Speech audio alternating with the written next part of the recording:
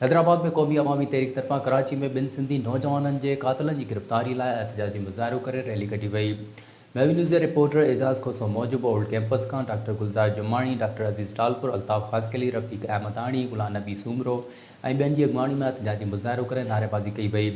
उन मौक़े ते एहतजाज कंदड़ अॻुवाणनि जो चवणो त हिकु साज़िश तहत कराची जे मच्छर कॉलोनी वासी सिंधी नौजवाननि इंजीनियर अहमद जावेद सईद ऐं इसहाक़ पंवर खे क़त्ल कयो वियो, पर अफ़सोस जो इंतज़ामिया हिन वक़्त ताईं मुलविस जवाबदारनि ख़िलाफ़ कार्रवाई न कई आहे, जंहिंजी हू मज़म्मत कनि था। उन्हनि चयो त कराची में पीपी हुकूमत अॻुवानी बंगाली ऐं बर्मियुनि खे तहफ़ुज़ फ़राहम करे रही आहे, पर सिंधी नौजवाननि जे क़ातिलनि खे गिरफ़्तार न करे रहिया आहे हिन वक़्त ताईं गिरफ़्तार न कयो वियो आहे, जेको अफ़सोस जो अमल आहे। उन्हनि आला इख़्तियारनि खां मुतालबो कयो त मामले जो नोटिस वठी फ़ौरी तौर सिंधी नौजवाननि जे क़त्ल में मुलविस जवाबदारनि ख़िलाफ़ कार्रवाई करे खेनि गिरफ़्तार कयो वञे। ॿी सूरत में एहतजाज जो दायरो वधायो वेंदो। जिते सिंध में नौजवान कराची न ओवरऑल सॼी सिंध में ईअं पियो थिए। तव्हां ॾिसो त अरशाद रांझाणीअ खे बेदर्दीअ सां हिकिड़े मुल्हे मारे ऐं नौजवान खे उते तशदुद करे मारे ऐं हुजूमनि जे मुंहं में माण्हू ॾिसंदा रहिया ऐं हुन सां को बि ना इंसाफ़ थियो ऐं केॾी नाइंसाफ़ी बेहसी आहे, लाक़ानूनियत है, कानून कोन्हे, इंसाफ़ कोन्हे। इन जे सिंध जा नौजवान मरंदा रहंदा त सिंध जूं माइरूं केसी ताणी मातम कंदियूं रहंदियूं, पंहिंजे प्यारनि जा लाश वठंदियूं रहंदियूं। कराचीअ में वाक़ियो थियो आहे, इहो नाहक वाक़ियो थियो आहे। इहो सिंध हुकूमत ऐं हुकूमत जी नाहिली आहे।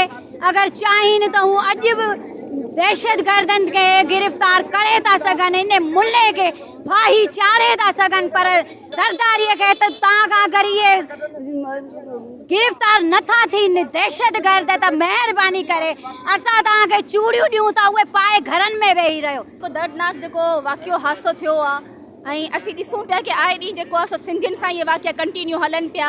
या सिंध हुकूमत हिकिड़ी नाअहली जेकी न को एक्शन थी खणे। ऐं तव्हां ॾिसो था हींअर गवर्नमेंट कंहिंजी आहे, पीपुल्स पार्टी जी गवर्नमेंट आहे, जेको कहिड़े बि रोड रस्ते ते ग़रीब लाइ आवाम लाइ आवाज़ नथी खणे।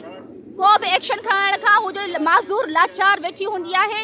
हीअ जेके असांजा कबरू जवान असांजा जेके शहीद इन्हनि कया आहिनि वॾी बेदर्दी सां बेरहमी सां, इन्हनि जो न को इंसाफ़ आहे हिन सिंध हुकूमत वटि, न को एक्शन आहे। पुलिस पाण मुलविस लॻी पई आहे। असां वीडियोस जेके इन्हनि जी ॾिठियूं आहिनि। कराची में असांजे ॿिनि सिंधी भाउरनि खे बिना कंहिं ॾोह जे बेदर्दी सां दहशतगर्द सां क़त्ल कयो वियो। ॼण कराची हुननि जी हुजे, असांजी न हुजे। कराची असांजी आहे, कराची सिंध जो हिसो आहे, कराची मोरले मीरभर जी आहे, माई कराची जी आहे, हिन जी पेज ई कान्हे का।